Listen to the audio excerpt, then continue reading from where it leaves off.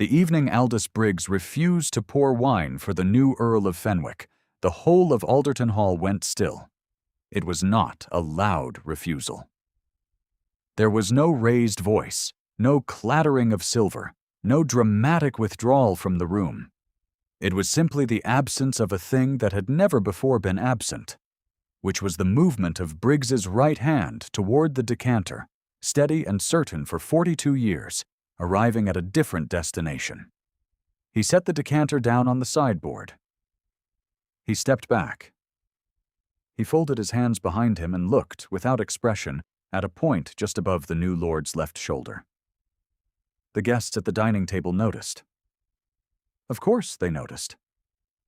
Lady Ashworth drew a sharp breath through her nose and pressed her lips together in a way that meant she would be speaking of nothing else for a fortnight. Colonel Prestwick's eyebrows climbed halfway to his hairline, and at the far end of the table, in the chair that had been placed there almost as an afterthought, Miss Rosalind Fane saw everything. She had been watching Briggs all evening, the way she watched everything in Alderton Hall, now that her right to watch anything there was no longer assured. She had grown up understanding these rooms, their drafts and their creaks, their December cold and their June warmth.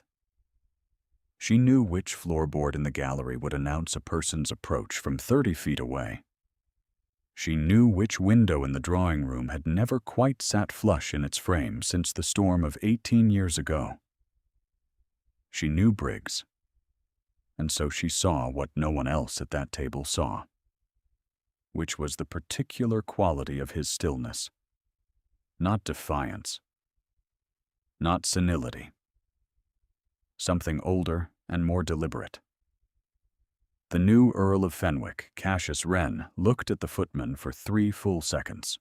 He was 37 years old, broad across the shoulder, with dark hair worn close, and a jaw that appeared to have been designed by someone who believed the human face should not compromise with softness. He had inherited the earldom 4 months ago, under circumstances that the neighborhood had not yet finished discussing, and he had not yet learned, or perhaps had not yet decided, how to perform the ease that rank usually required of its possessors.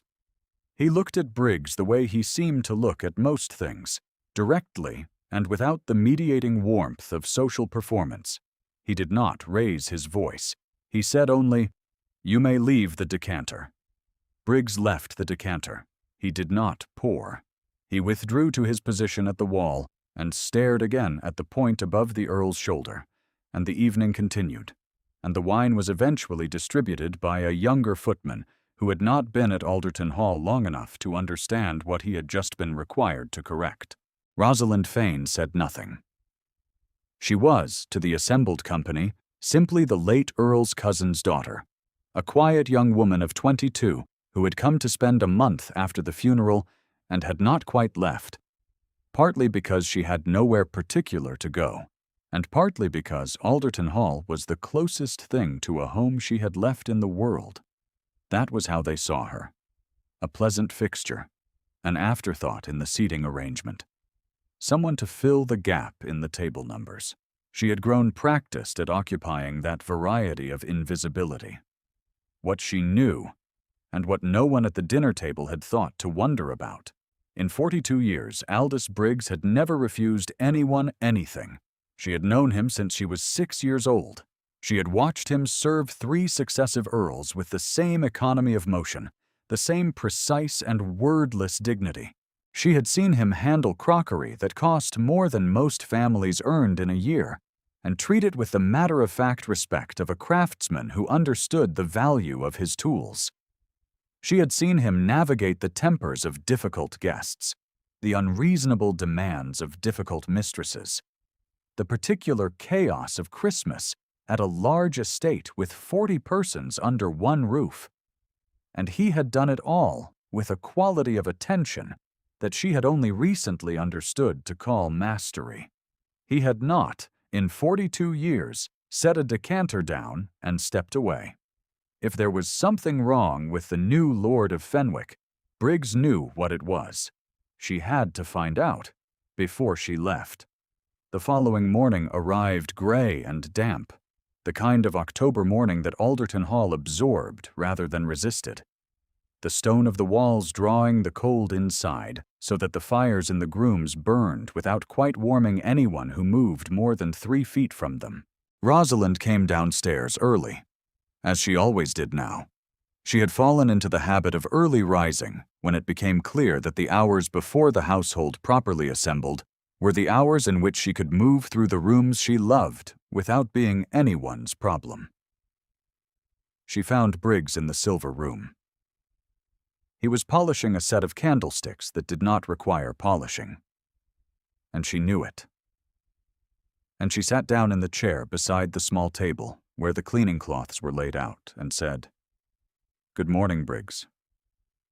"Good morning, Miss Fane." She watched him work for a moment. His hands were steady. They had always been steady. He was 68 years old, white-haired, lean in the way of men who have been lean their entire lives, with a face that had arranged itself into an expression of considered reserve so many years ago that it was no longer an expression, but simply his face. "You will not speak of last night," she said. It was not a question. "I will not speak of last night," he agreed, without looking up from the candlestick. "You have something against the new Earl." The cloth moved in a slow circle. "I am not aware that I hold opinions about my employers, Miss Fane." "You do not hold opinions," she said. "You hold knowledge, which is considerably more dangerous." He was quiet for a moment. Then, still without looking at her, "The late Earl was a generous man." He was. He was generous with people who deserved generosity, and occasionally with people who did not. A pause. He was generous once with a young man who had come to Alderton Hall seeking a position that had already been filled. The young man was desperate, and his references were not adequate.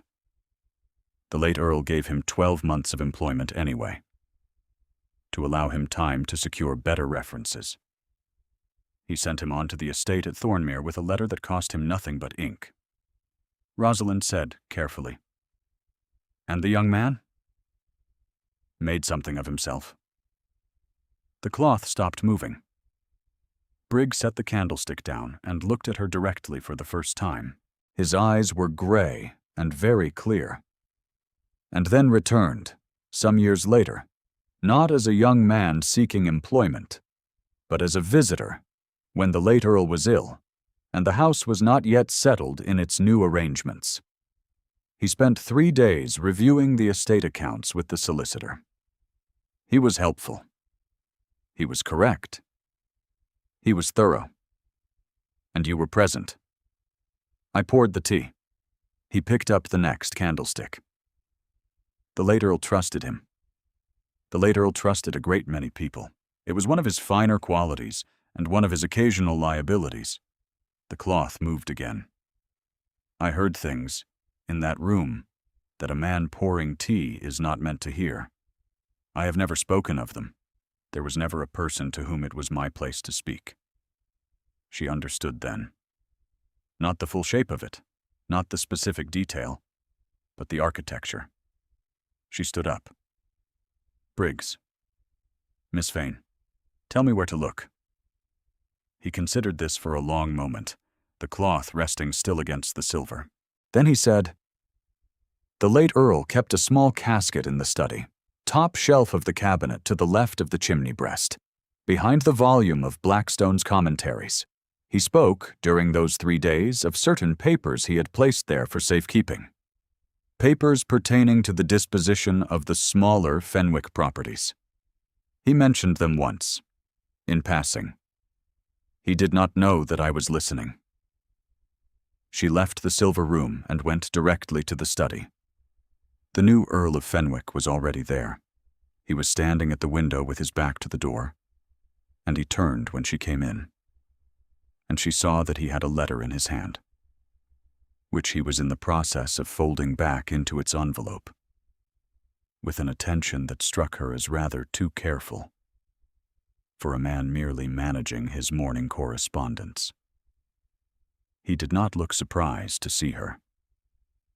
He looked, if anything, as though he had been expecting some kind of arrival, and was uncertain only about which form it would take. "Miss Fane," he said. "Lord Fenwick." She made herself cross the room without hesitating, made herself walk directly to the cabinet beside the chimney breast and pull it open. She could hear him behind her, not moving, not speaking. Her fingers found the spine of Blackstone and the small casket behind it almost at once, as though it had been waiting. "That is the property of this estate," he said, his voice very level. "Yes." She did not remove the casket. She laid her hand on it and turned to face him. He was closer than she had expected. The letter was still in his hand. "What does it contain?"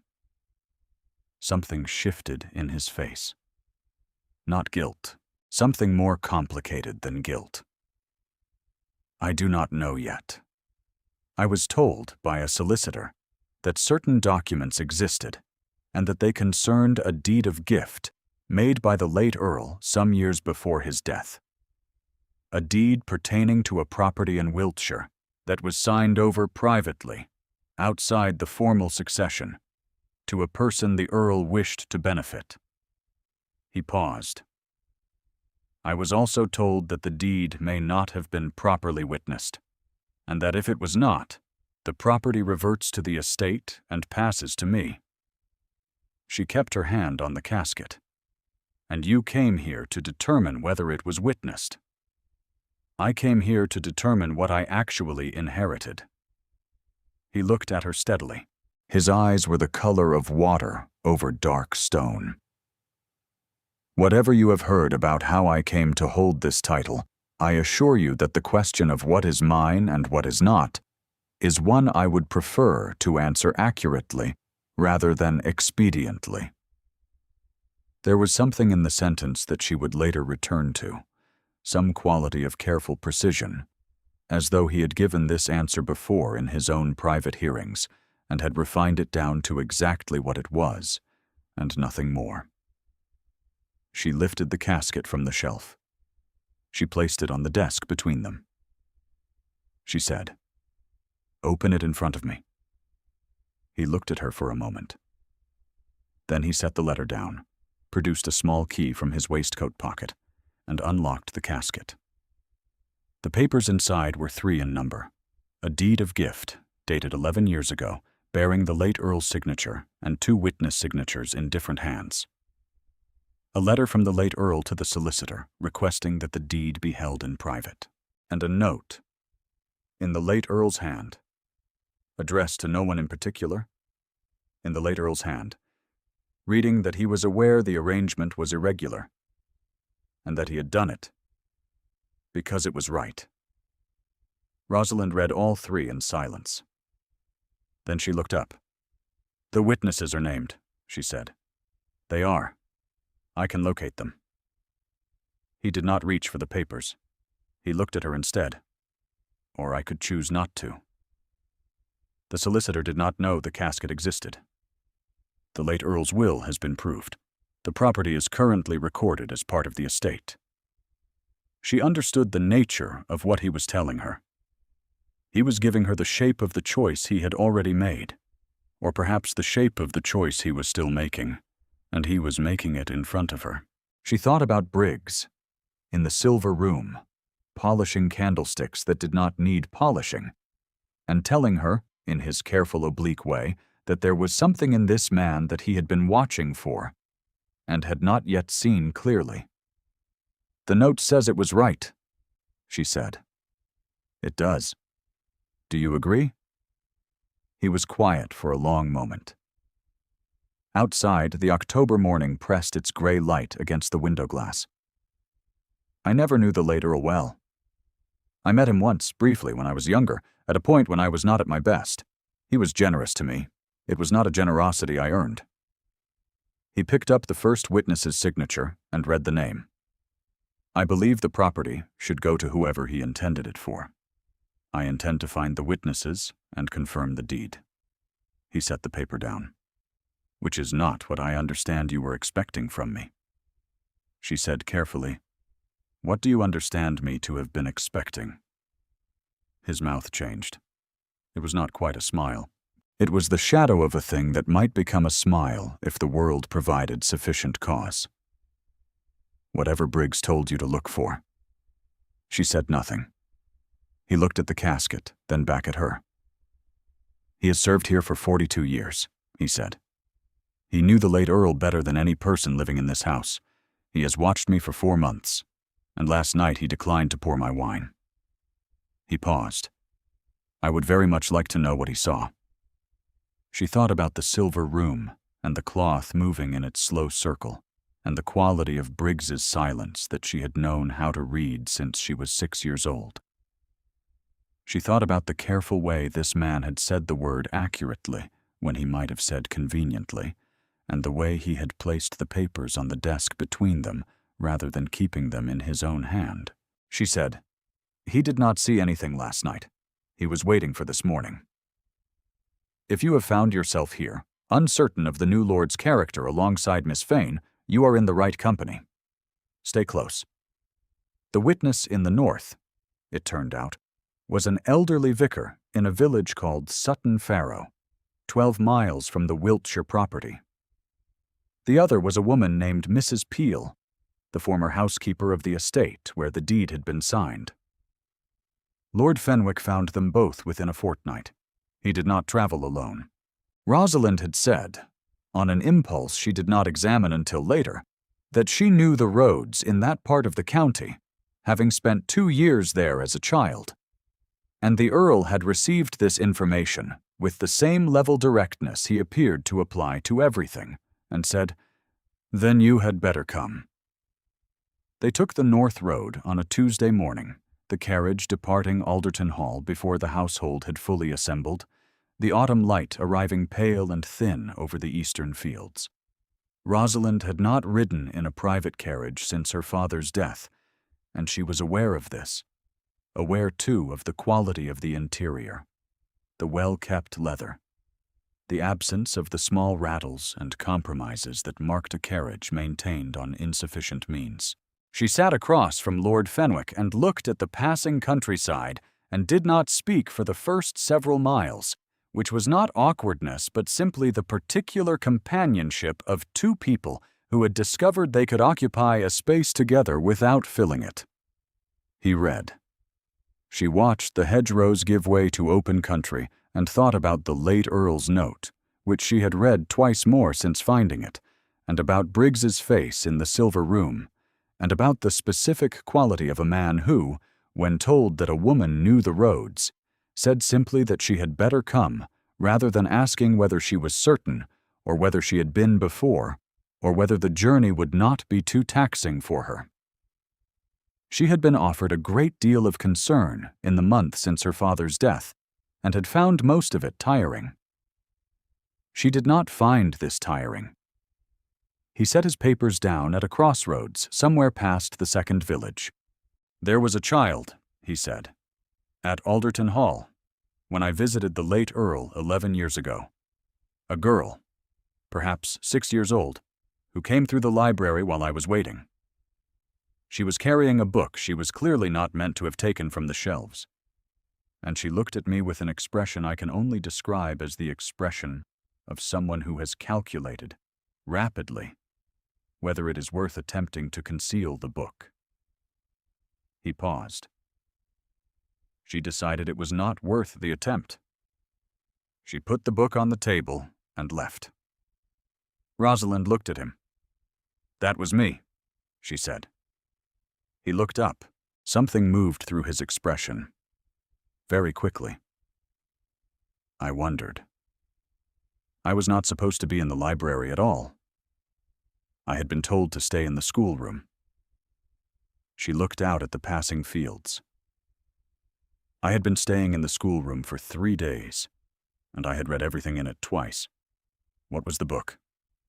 Pope's Iliad. She paused. I had been wanting to see how it began. The corner of his mouth moved in that way she had learned to interpret as the nearest approach he generally permitted himself to a smile. He looked back at his papers. She looked back at the hedgerows. It was in Sutton Farrow that the entail revealed itself. They had come to the vicar's house on a Tuesday afternoon, the light already thinning toward early dark, the road behind them carrying the smell of wet leaves and turned earth. The vicar was 81 years old and entirely clear in his recollections of the document he had witnessed.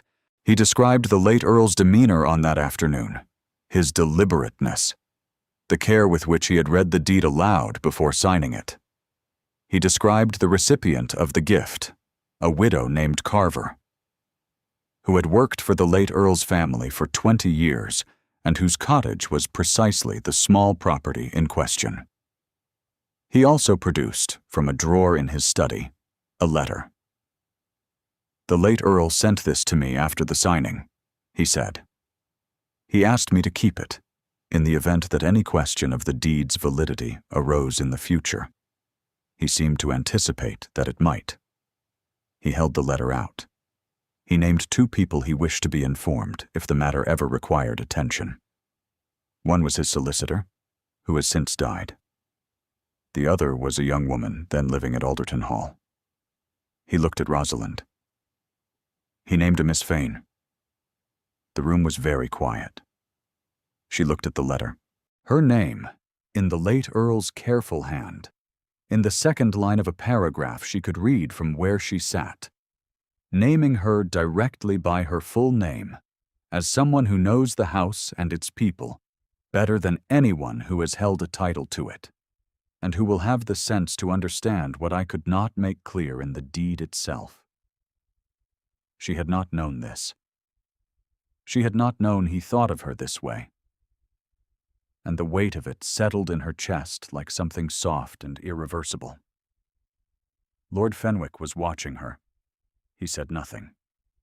He waited until she had finished reading and then held out his hand, not for the letter, but in the direction of the door. And she understood that he was offering her a moment outside, away from the vicar's careful eyes, and she went because she did not trust her voice to be steady if she tried to speak in that room. She stood in the small garden outside the vicar's door, in the thinning light, and she heard him close the door quietly behind him and stand a few feet away, not close, not crowding her, simply present. "You did not know," he said. "No. He trusted you with something he did not tell you he was entrusting to you," she said. "He was like that. He understood what people were before they did." She looked at the bare autumn hedgerow and felt something in her throat that she refused to let become tears in front of a man she had known for less than a month. "He let me come and stay. After my father died. There was no legal reason, no formal arrangement. He simply said there was room, and I was family. And family did not leave." Lord Fenwick was quiet for a moment. When he spoke again, his voice was lower. That was his quality. He did not require an argument for the right thing.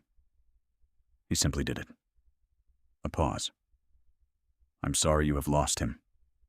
She looked at him then. He was standing with his hands at his sides, his coat dark against the pale October garden, his face arranged in that expression she had been reading for a month and had not yet fully decoded, serious and attentive in equal measure, the jaw set, the eyes direct, and somewhere beneath all that careful composure, something that looked, to her, very much like a man who had learned to say the right thing by first failing badly to say it and making himself start again. "What happened?" she said. "With the late Earl, 11 years ago, when you came here seeking a position?" He looked at her steadily. "I had been dismissed from my previous employment. The reference I carried was genuine but unflattering. The Earl had no position available and no particular reason to assist me. He wrote me a letter anyway. to a man who became my employer for 3 years, and my teacher for the same period. I was 26 and very certain that the world owed me something. He was not impressed by that certainty. He was generous in spite of it.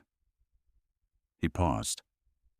I came back when he was ill because I wanted to thank him. I was received correctly, and I left correctly. I did not know, until the solicitor contacted me, that he had named me in the succession. She said quietly, "Briggs heard you 3 days ago." I know. Briggs hears everything. Something moved through his eyes that was not quite the shadow of a smile this time, but something heavier. I made a remark, on the second day, about the Wiltshire property. The solicitor did not know the deed existed. I was looking at the estate accounts, and I noticed a discrepancy.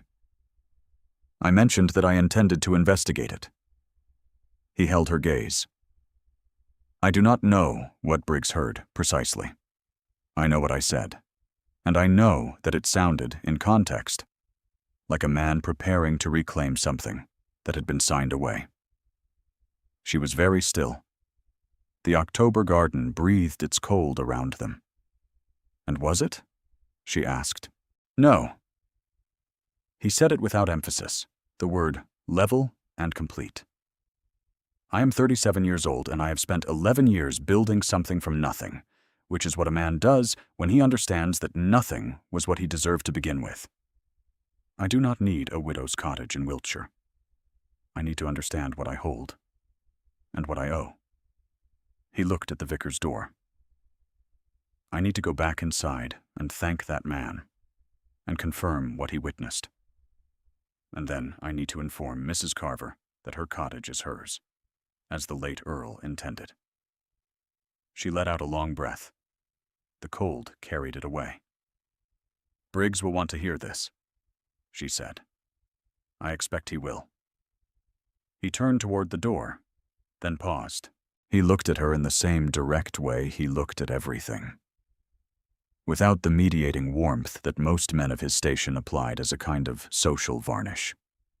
Miss Fane, he left you something as well. Not in the casket. In the letter. She frowned. What do you mean? His charge to you was not only to understand the deed. He wrote, in the second paragraph, that it was his hope that whoever found that letter and that casket together would have the sense to make certain they were not found by the wrong person first. He looked at her steadily. He knew your habits. He knew you came downstairs early. He knew, I suspect, that you would find your way to Briggs, and from Briggs to the silver room, and from the silver room to the study. A pause. He arranged for you to be in that room when the casket was opened. Not me. She thought about this for a long moment. He meddled, she said finally. Consistently, and with great affection, Lord Fenwick agreed. Shall we go in? She went in, and she felt, for the first time in 4 months, that the late Earl's rooms were not closing around her, but opening. By the time they returned to Alderton Hall, the shape of what was happening had begun to declare itself in small, specific ways that Rosalind noticed and did not yet name. He asked her opinion of the estate wall that ran along the northern pasture, which she knew was crumbling. She told him the wall had been in decline since the year the late Earl's steward had been replaced, and that the replacement had been more economical than thorough, and that the northeast corner had begun to lean in a way that would be visible from the high field before the first frost, if anyone took the trouble to look. He listened with the particular quality of attention she was learning to recognize as his. Not polite attention, not the courteous half-listening of a man waiting to speak, but actual attention, the kind that occasionally produced a silence afterward, because he was thinking about what she had said. He asked her about the tenants in the western cottages, whose names she knew, and whose circumstances she knew better. She told him about the Kempton family, whose eldest son had taken ill in the summer, and whose rent was 2 months in arrears, through no arrangement that had been properly acknowledged. She told him about the widow Haverstock, who was 64 years old and had managed her holding alone since her husband died, and who was, in Rosalind's private assessment, managing it considerably better than most of the men with twice the acreage to the east. She told him about the young couple in the end cottage whose roof wanted a tile replaced before winter, a repair that would cost £50 and save the late Earl's successor a much larger sum come spring. He wrote down the names and the circumstances in a small notebook he kept in his breast pocket, and he wrote the specific detail of each situation: the Kempton boy's illness, the widow's name, and the correct spelling of it, the exact location of the tile. She thought of the late Earl doing the same thing, 30 years earlier, in a different notebook, with the same quality of attention, and felt the weight of continuity, like a hand on her shoulder. The following morning, she saw from the window of the morning room that he had gone himself to the northeast corner of the northern wall and was standing there with his steward, looking at the lean she had described. She did not go down. She watched him point at the specific section of stonework, watched the steward write something in his own book, watched Lord Fenwick look at the wall for a long moment in the way he looked at most things, with the steady attention of a man who believes that looking carefully is more honest than looking briefly and with confidence. He did not ask her to stay. He did not make any formal acknowledgement of her position or the lack of it. He simply continued to speak to her as though she had a place in the conversation, as though her knowledge of the house and its people was a resource rather than an accident, as though her presence in his study or at his table was not a matter of social calculation, but of practical good sense. She did not know what to make of this. She had grown so accustomed to invisibility that being seen without ceremony felt like a language she was learning in real time. Briggs noticed. He said nothing, as Briggs never said anything directly. 2 weeks after their return from Sutton Farrow, at the evening meal at which Mrs. Carver's lawyer had confirmed the deed, Briggs poured Lord Fenwick's wine. Rosalind watched him do it. She watched the precise, unhurried motion of his right hand, the decanter lifted and tilted, with the same economy of movement he had applied to the act for 42 years. The wine reaching the glass in a steady stream without a drop, misplaced. She watched Lord Fenwick receive it without comment, the way he received everything that was correctly done, as its own sufficient acknowledgement. No one at the table remarked on it. They would not have known what they were seeing. She did. She looked down at her own glass and felt something warm and quiet move through her chest, a kind of settling, the way a room settles when a fire has been properly laid and the draught has been shut, and the cold is outside where it belongs. 2 days later, he found her in the gallery. She had been there, as she sometimes was in the early afternoon, looking at the portraits of people she had known, and people she had only half known, and people she had heard described by those who remembered them better. There was a portrait of the late Earl as a young man, painted when he was perhaps 25, when he still had the particular brightness of someone who has not yet understood what the world costs. She found it comforting, that brightness. It reminded her that people were allowed to begin before they fully understood what they were beginning. She heard him stop in the doorway before she heard his footstep cross the threshold. "The gallery is cold," he said. "It is always cold."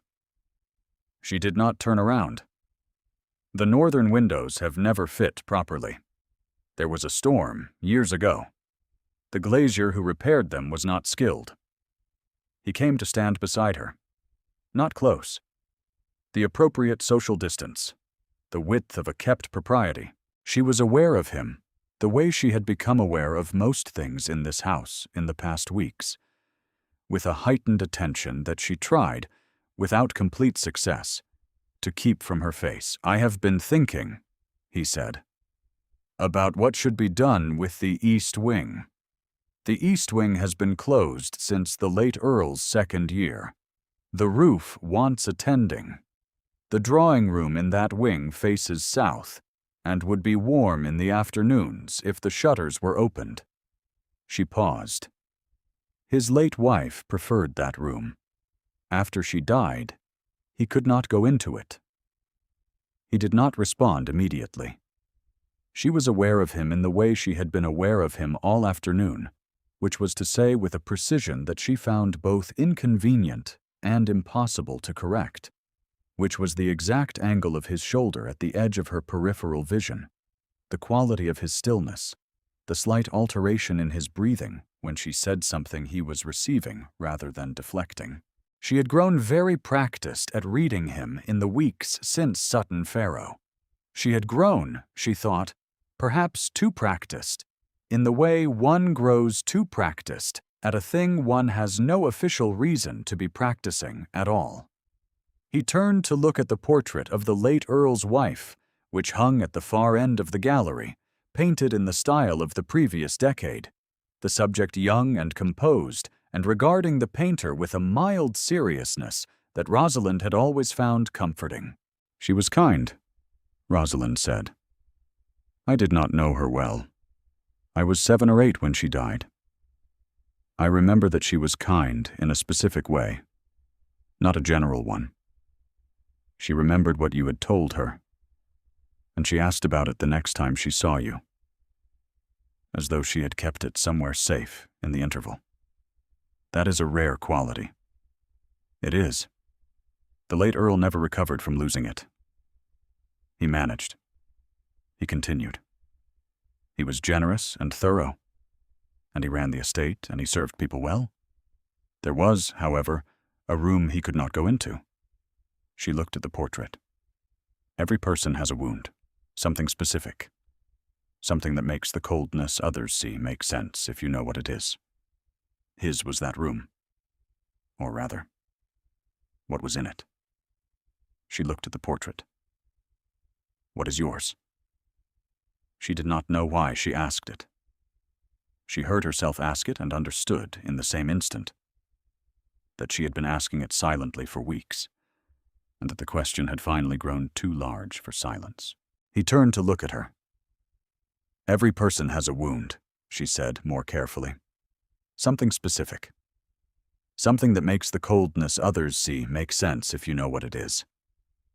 His was that room. Or rather, what was in it." She looked at the portrait. "What is yours?" She did not know why she asked it. She heard herself ask it and understood, in the same instant, that she had been asking it silently for weeks, and that the question had finally grown too large for silence. He was quiet for a long time. She watched his reflection in the gallery window, the dark of his coat against the gray of the October afternoon. "I had a sister," he said. "Younger. When I was dismissed from my position 11 years ago, she was ill, and I had no means to provide for her care. I borrowed money from a man I should not have trusted. I spent a year working without income to repay the debt, which was time I was not with her." His voice remained level, but something in it had gone very careful. "She died in the spring. I was in London." A pause. "The certainty of it. That is what I carry. Not the loss itself. The certainty that the choices I made were not the choices of a man who deserved to have people depend on him." She turned to look at him. He was looking at the portrait of the late Earl. "He gave you a different story to write," she said. "He gave me time," he said. "I have spent 11 years attempting to deserve it." She said quietly, "I think you may have." The silence that followed was not the silence of people who have run out of words. It was the silence of people who have arrived somewhere and are not yet certain what to call it. He turned to look at her. His eyes, in the gray light, were the color of water over dark stone, and there was in them something she recognized. The specific expression of a person who has spent a very long time wanting to say something and has been waiting, with great discipline, for a moment in which saying it could not be called imprudent. "Miss Fane," he said. "Lord Fenwick. I am going to ask you something, and I would like you to understand that the question is not a formality." She waited. "I would like you to remain at Alderton Hall." He paused. "Not as a guest. Not as a cousin's relation with nowhere particular to go. As someone who is a part of this house because she has chosen to be." Another pause, very deliberate. "I am asking you to be my wife, Rosalind." Her given name. In his voice. She felt it like a key fitting into a lock she had not known was waiting. She did not speak immediately. She looked at the portrait of the late Earl and thought about a man who had given a dismissed young man a letter and given a young woman without a home a room without ceremony, and who had, apparently, also arranged, in the particular oblique way he arranged most things, for this conversation to become possible. "He knew," she said. "Didn't he? He knew you would come back. I believe he suspected a great many things." There was something in the line of Lord Fenwick's mouth that was finally, unequivocally, a smile. "He appears to have arranged the evidence accordingly." She looked at him for a long moment, this serious and careful man who had spent 11 years building something from nothing, and had come back to the house that had once given him a second chance, and had found, in the study on an October morning, a woman with her hand on a casket she had been sent to protect. She thought about the way he listened, and the way he wrote things down, and the way he had stood in the vicar's cold garden and told her the truth without embellishment or self-defense. "Yes," she said. He was still. Then his hand came up, slowly, and his fingers found hers. And he held her hand in both of his for a moment with a care that was not tentative but utterly certain. And she understood, with a clarity she had not expected in that moment, that this was what the late Earl had seen, and what Briggs had been waiting to see, proved. There was a winter wedding, quiet and properly attended, in the church at Alderton in the 3rd week of December, with snow beginning to fall by the time the ceremony closed, fine and steady, settling on the stone and the gravel and the bare branches of the trees along the lane. Mrs. Carver came, from Wiltshire, her cottage being her own, and her presence therefore her own as well, and she wept in a restrained and appropriate way at the back of the church. The vicar from Sutton Farrow was not present, being 81, but sent a letter that arrived on the morning of the ceremony, and which Lord Fenwick read at breakfast, and then folded and placed in his breast pocket, and did not speak of, which was its own kind of answer. Briggs stood at the door of Alderton Hall when they returned, and poured the first glass of the evening with the same economy of motion he had applied to the act for 42 years, and then stood in his accustomed place by the wall and looked, without expression, at a point above the new lord's left shoulder. The new lord caught it. He looked back, directly, for 3 full seconds. He said, "Thank you, Briggs."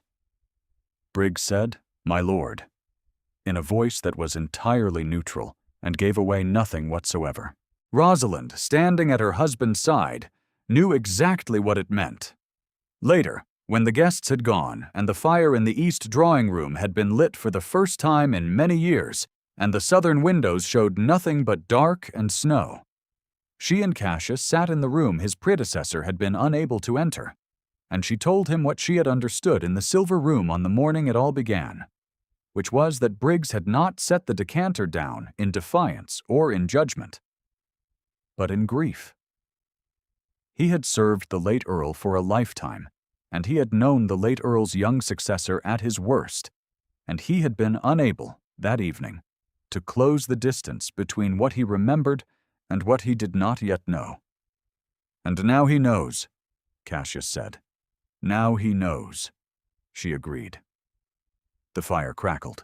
Outside, the snow continued to fall, unhurried, covering the garden and the north wall and the lane beyond, filling in the cold places with its quiet. And in the gallery, the portrait of the late Earl as a young man looked out at his house with the particular brightness of someone who had understood all along what he was beginning. If his expression carried something that might have been satisfaction, perhaps that was the light. Or perhaps, as Rosalind sometimes thought, it was simply that he had arranged things correctly, as he generally did, and he was at peace with the arrangement. The candle on the mantelpiece burned without flickering. It was enough. It had always been enough. Thank you for staying until the end. If something in Rosalind's story moved you, leave a comment with the moment you will remember longest.